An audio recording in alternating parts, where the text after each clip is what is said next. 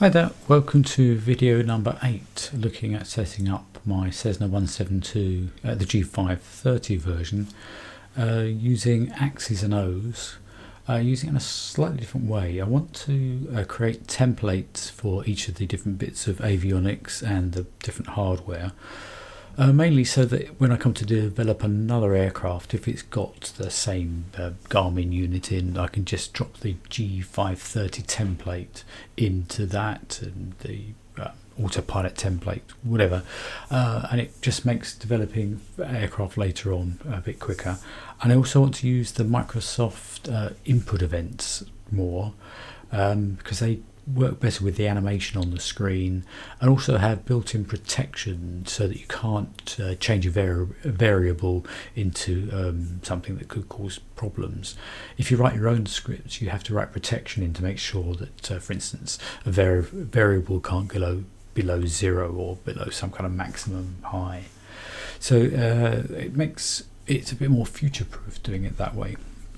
And this is really specifically about my Honeycomb yoke, so I'm going to talk you through what I do with that, how I make that work. So a quick close-up of the yoke. These are genuine hardware switches. They're not toggle switches, they are on-off switches, which means they've got a contact in the top and a contact in the bottom, and the simulator kind of sees them as separate buttons, as if you're pressing separate buttons. So you do have to program a definite on and off command for each of these. The layout is exactly right for the Cessna 172, including the Magneto switch over here. Each one of these has got its own separate contact. It looks like you're pressing a button. This is the new version. The start here is spring loaded, so I have to hold the knob against the spring to start it, and when I let go, it goes back to both automatically. These buttons here don't do anything when you connect it to a PC. In fact, I think there's a switch on the back. I think there is, that switches it into PC mode or Xbox mode. So these are only of any interest to Xbox users. So just sort of set the scene. You don't actually need to do this in Axis and Ohs. The default profile is plug and play. You plug the yoke in, and it creates a default profile, and it's absolutely spot on for the switches for the 172. The reason I'm doing this is I'm going to create a flight simulator profile taking the switches out, so that if I want to use the switches in a different way on other aircraft, I can do that in Axis and Ohs and not have to remember to go into Flight Simulator and change for a different profile for different aircrafts. So it automates it more if you use Axis and Ohs. So that's what I'm trying to achieve. Let's get into the flight simulator. In fact, let's go and have a look at the controls and tell you what I've done, so you know exactly where I'm up to. The default profile has all these camera controls on the rocker switches and various switches on the top of the yoke itself, and I'm leaving those alone. They work okay. I don't use them very often. They work okay, and I haven't really thought about how I might alter them to make them better, so perhaps I'll come back to that another day, but at the moment I'm quite happy with those. In terms of instruments here, well, I'll be taking the avionics out, so I would just delete those, and on the electrics I would delete those from there as well, and all the Magneto stuff, so they will come out, and I'll put those onto Axis and Ohs. The flight control surfaces, well, I'm going to leave the axis, the elevator and ailerons in there. They work absolutely fine. I don't see how they're going to change from aircraft to aircraft, so they can stay where they are. And the last one that's on there is the trimming surfaces. So it has got a rudder trim and an elevator trim on the yoke, as well as the one on my I've got a trim wheel on the throttle, quadrant. So that is what I will use primarily, but this is quite realistic for other aircraft, so I think I'll just keep them there. So obviously I'll be taking out all the exterior lights, but I will leave the autopilot here on this red button here. If I was flying in VATSIM or something like that, I would probably take that out and make that push to talk button, because I have got the autopilot toggle on the throttle quadrant as well. But it's quite realistic. Again, a lot of aircraft will have it on the control yoke, so you can easily switch the autopilot in and out as you need it. So I'm going to leave that there. So what that means is I create another profile,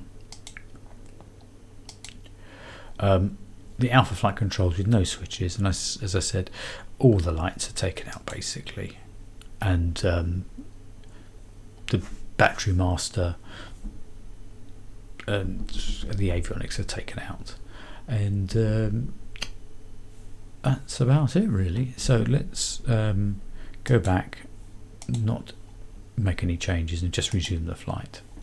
So let's have a look at how we do this in Axis and Ohs. So it's completely empty profile here, nothing happening, so we've got to allocate everything to it. So what we'll be looking at is allocating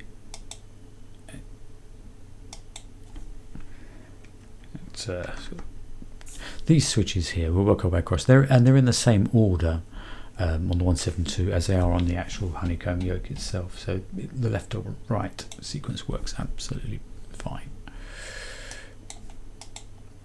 Probably need to move that across a little bit so you can see what's going on. How's that working? Yeah, not bad, not bad. Okay, so we'll start here. Not the fuel pump, it's just the lights that we're after. So we're going to start with the beacon light.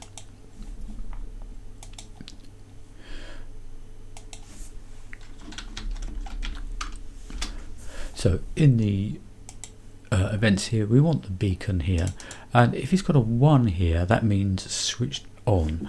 The switch is actually off by default on my yoke. So if I now switch it to the on position, you'll see here that it detects that it was button 20. And if I click add, as soon as I click add, it will look at the yoke, and this will then move. So it's detected it's on. But if I turn the yoke off, turn it off on the yoke, and you can hear the switch go, nothing happens because I haven't given it the command to tell it what to do for that.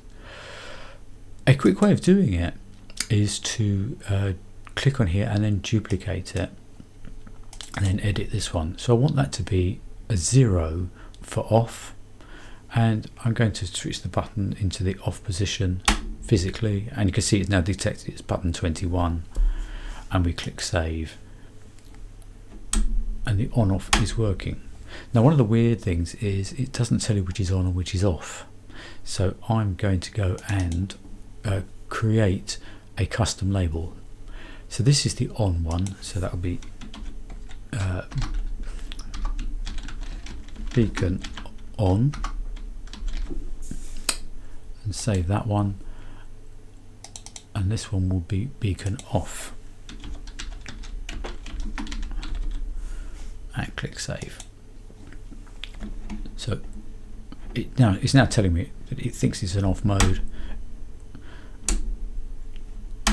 and now it's on. These lights are slightly unreliable, it has to be said. It's a bit strange whether they light up and stay lit up or not. You can kind of see them pulsing, but whether they stay on or off, can't quite work out the logic behind it. Anyway, we'll do the landing light next. So, as before, we'll filter, and I want the lighting landing 1. The 1 is the on version, so if I just switch that on, it detects it's button 22, and that's my landing on. Click add, and the switch has moved here, so that's a good indication. Duplicate this,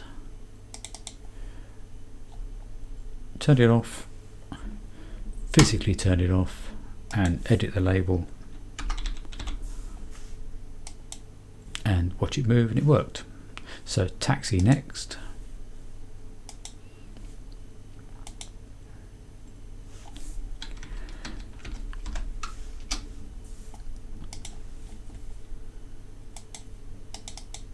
Again, this is the on version, so turn the taxi on.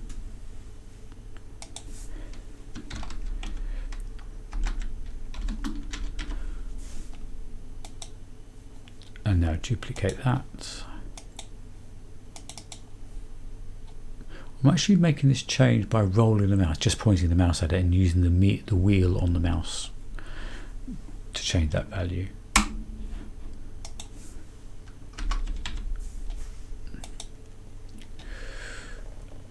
Okay, these are the nav lights. Now the filter for this one isn't very filtery, because there's so much called nav, navigation, navcom, but it's this one here, the lighting nav. So we'll turn that on.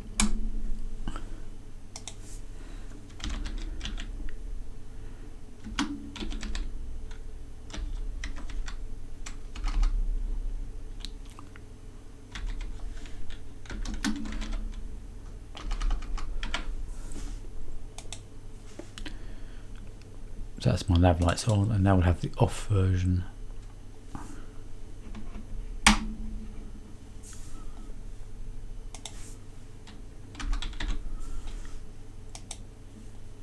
And the last one here is the strobe.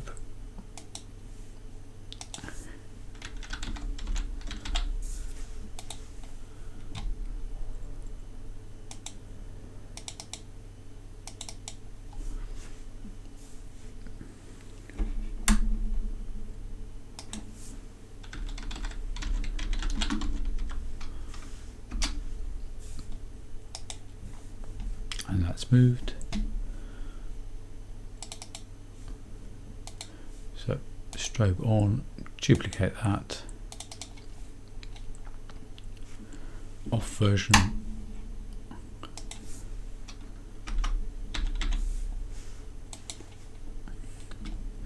Okay, so if we switch all these on.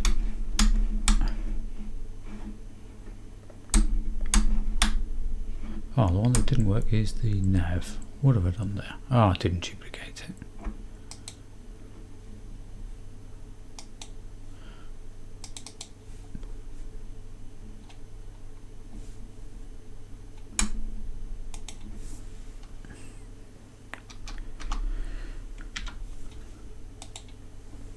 Yep, always pays to test things.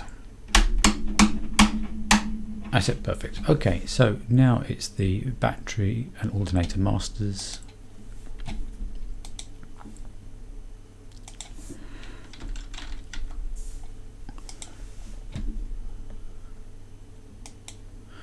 Electrical alternator.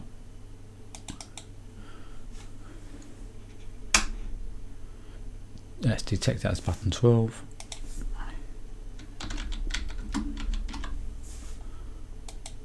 And that's moved. So now we do the off version.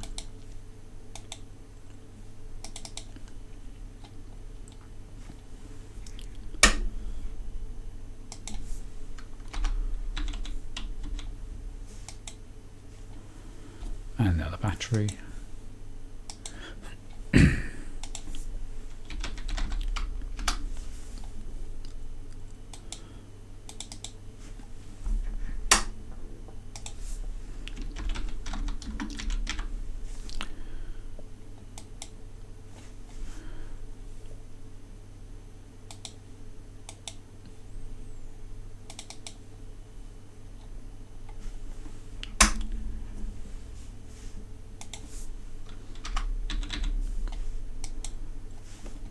And they're just the avionics.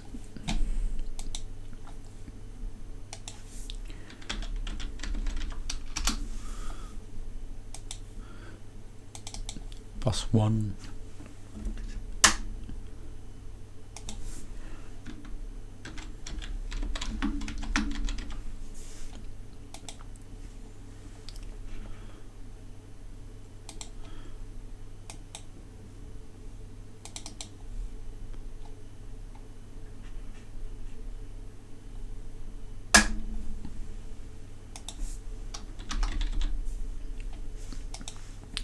And same again for avionics 2.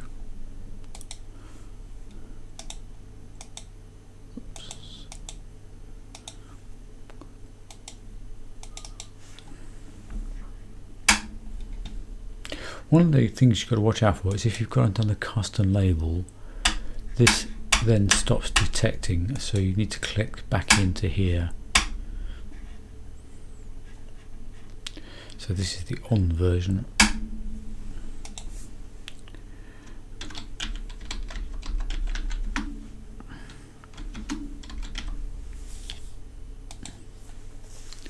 And we'll do the off version now.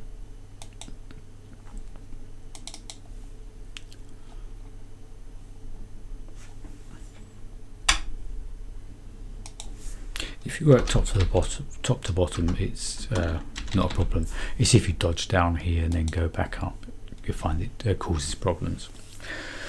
So that's all these ones done. We'll just again check those. So the last thing is the key for the Magneto.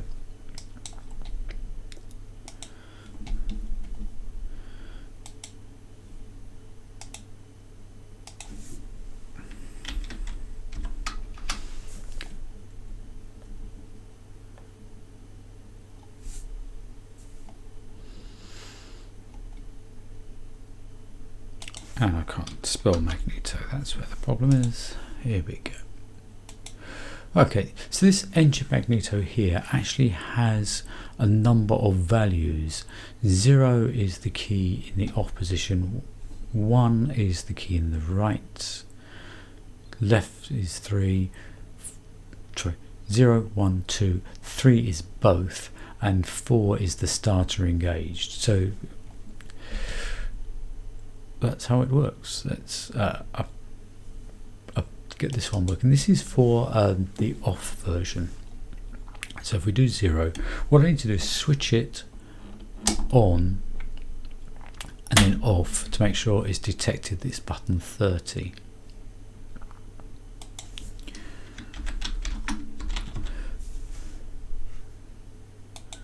Of course, nothing's going to happen here because it's off and the switch is off. So we'll duplicate that.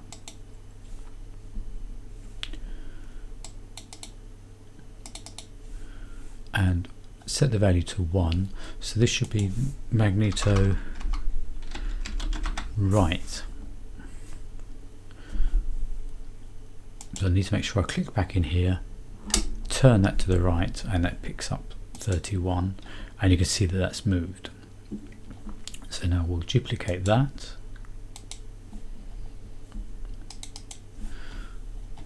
Set that to 2. It's picked up button 32, and that is Magneto left. Click save, and that's moved to position. Now we want to do both. So we'll duplicate this one here. It doesn't really matter which one we duplicate, but we'll set that to value 3. Put it into the both position. It's detected it's button 33.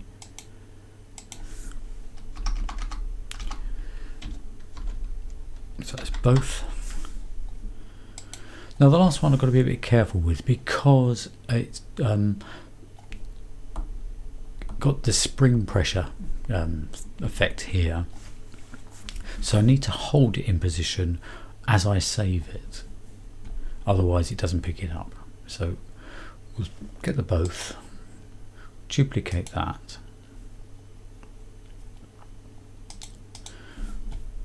So if I set that to 4, this is start. Now I need to click back in here and hold the switch in position. Whoops, let's do that again. My hand caught one of the switches. The hand switch there. Right, let's try again. Hold that against 34 as I click save. Otherwise, if I release it, it'll go back to the wrong position. So let's just click this through. Left, right, off, right, left, both, start position and release. So that's working. I seem to have got a slightly dodgy switch. It doesn't always detect me going to off, so I think it's a bit of a hardware wear problem on the switch. And I've got the same thing actually happening on the this rocker here, that if I'm not careful with it, it doesn't always make a connection there. I've switched the alternator on, and it takes a little while sometimes to detect I've done that. But that's, yeah, not bad though. It's about a year old, this Honeycomb yoke, and it's had quite a lot of work. Okay, that's it then. What I would do is I would save this as a template. So template, save this as a template. In fact, I want to overwrite one that I had here. So yeah, we'll overwrite that one, and that's done. So the next video I will have a quick look at how the yoke is set up, and make sure that you see everything that I've done with the throttle quadrant. Make sure you've seen all that. Okay, I'll see you in the next recording then.